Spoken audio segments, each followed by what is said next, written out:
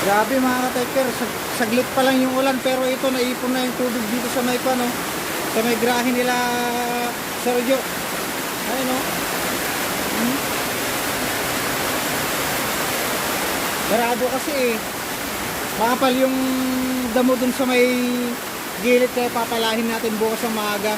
So ito yung tubig mga ka-taker, umaagos talaga siya oh.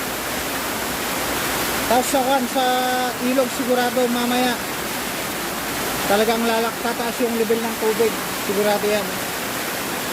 Grabe mga taker oh. Kanina nag-e-edit lang ako dito kanina, ngayon tubig na siya oh. Ay talaga. Grabe mga taker oh. Oh. Baka na rito. Grabe yan.